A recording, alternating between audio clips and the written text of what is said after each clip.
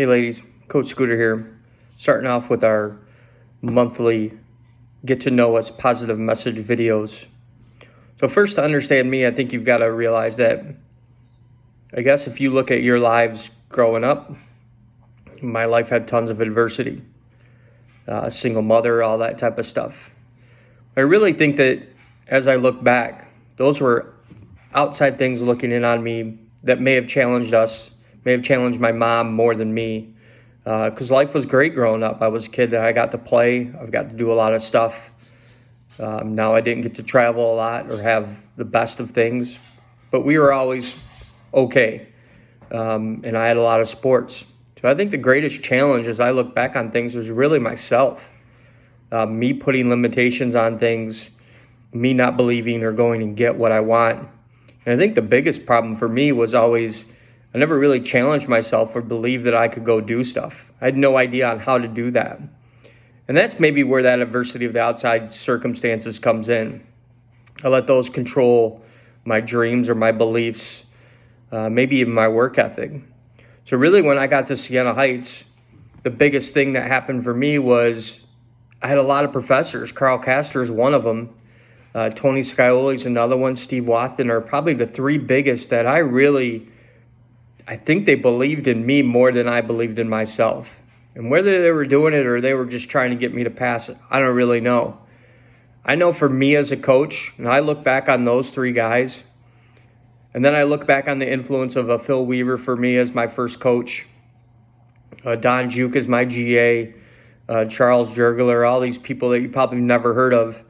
And I really look back on Coach Zid and what he did for me and just the belief in that I could be something greater. They made me believe in myself, or they put me through things, pushed me, and they set the culture around me to be greater. And maybe that's what they did.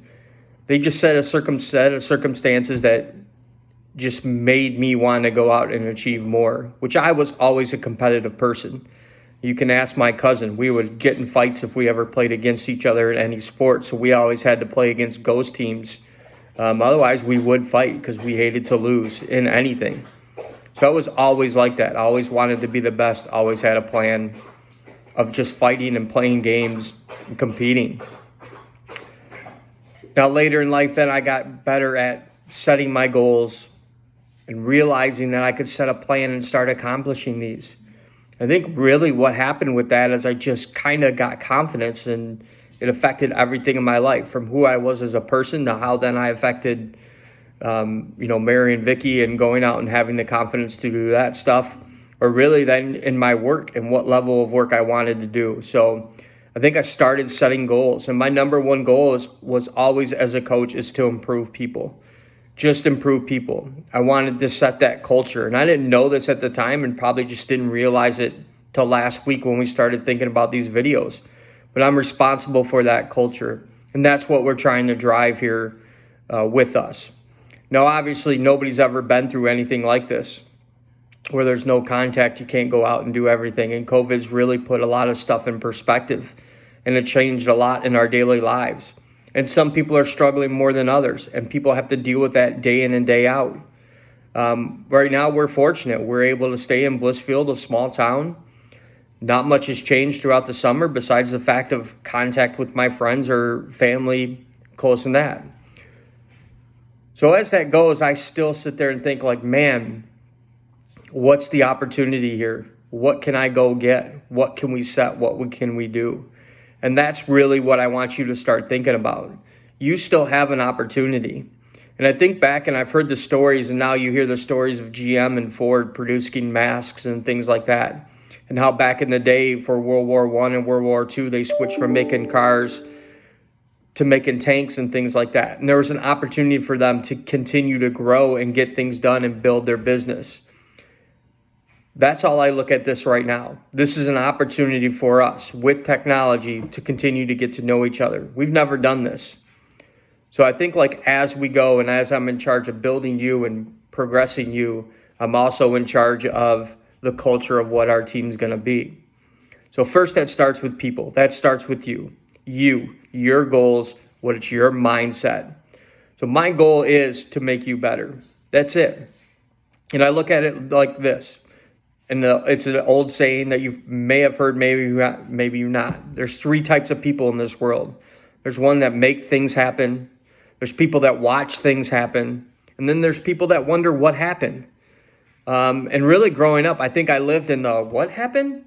Or we watch stuff like that's crazy. And now I want to believe that I'm a person that makes things happen. I get the plan out. I realize what I want to get done. And I want to make things happen. And I want to make this the best team that we've ever had. Regardless if we go 0-18 next year, this has to be the best culture that we've got.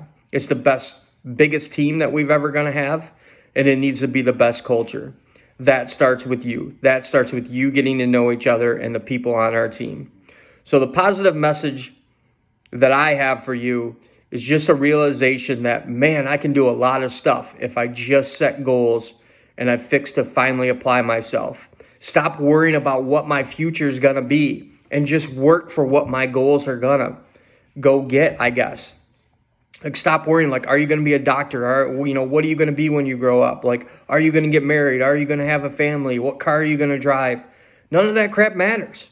Go out, improve yourself. Work towards what your goal is. For a lot of you right now, the goal is for you to graduate, maybe to get to grad school.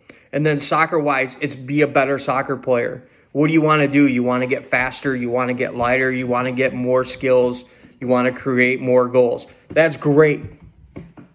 Go do it. Set your plan and work at it. And it's not going to be easy. And if you do it right, it shouldn't be easy. It should be a dread. And if you go out and you push yourself and you realize your times will get better, you'll start feeling better. And you'll look back and be like, man, if I could have applied myself earlier, imagine how great I would have been. And that's the biggest challenge. Don't sit there and wonder what would have happened if I did this. Go out and make things happen. Set your goals. Get your plan. Get things done.